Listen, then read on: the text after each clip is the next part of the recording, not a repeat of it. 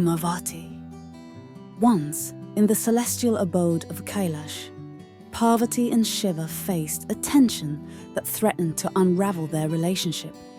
Parvati, typically loyal and disciplined, had begun to change, becoming distant and increasingly obsessive about control. Shiva noticed this shift and tried to speak to her, explaining how her perception of reality had become skewed by excessive worry and obsession over external validation, particularly in her work. Her compulsive need to assert dominance began to affect their relationship, and financial stress compounded the problem. Shiva, already burdened by these financial troubles and trying to write a book to ease their strain, found himself on the receiving end of Parvati's growing autocracy. Parvati, in this new extreme form, took on the essence of Dhumavati, the smoky one, who thrives in chaos and dissolution. She became increasingly authoritarian, insisting on complete control over their finances and dismissing Shiva's input entirely.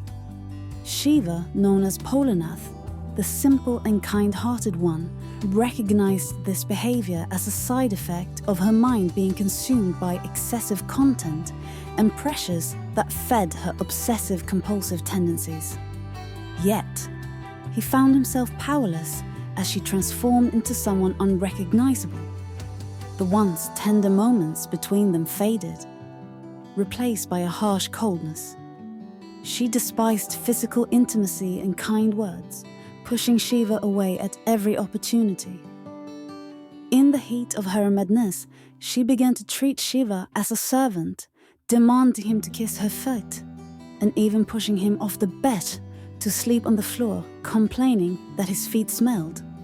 Shiva, who had always loved Parvati deeply, tried to understand her, but the strain became unbearable.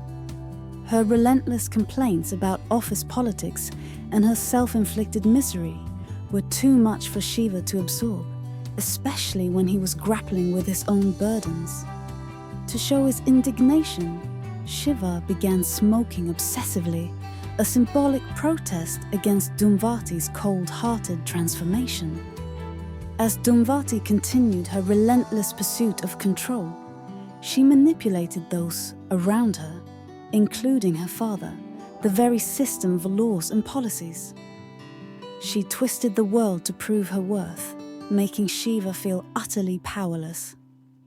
The spiritual harmony they once shared was now suffocated by the smoke of Dhumavati's dominance. Shiva, bedridden for months, was made to feel like the villain in the very narrative they had once written together. His health deteriorated, and he was pushed to the edge, smoking endlessly to cope with the growing distance and pain. Yet, despite all this, Shiva could not hate her. Deep within, he still longed for the intimacy they once shared. But he knew that with protocols shattered, there was no way to reach her. Dhumavati too, in her heart of hearts, yearned for Shiva. But her ego and obsessive need for control blinded her to the love that still connected them.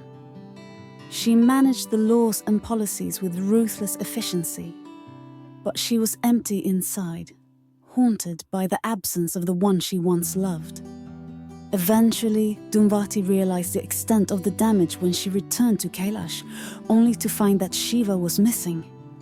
Panic struck her, and she feared the worst, that Shiva had died, and she had driven him away for good. The celestial world turned against Dhumavati, cursing her as a widow and blaming her for Shiva's demise. Whispers of her being a praying mantis who had devoured Shiva in her madness spread among their circles. They recalled the time Shiva had once joked, saying, "Eat me," to which she had laughed, never imagining the irony that now echoed through their broken world. In truth, Shiva was not dead. He had retreated to the Himalayas, seeking solace in the cold mountains where he found peace. In his solitude, he had upgraded himself, waiting for the world to understand the deeper truths of existence. And with him was another version of Dhumavati, one who was smoky like her predecessor, but balanced, gentle, and understanding.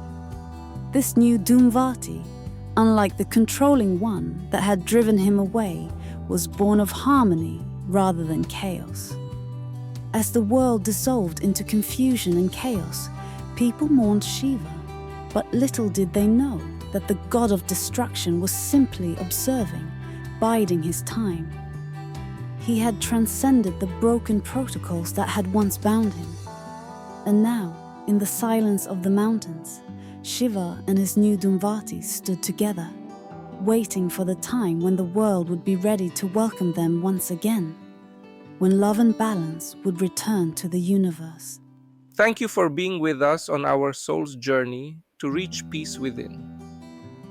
Please like, subscribe, and make sure you do not forget to click the bell icon for instant notification for new content.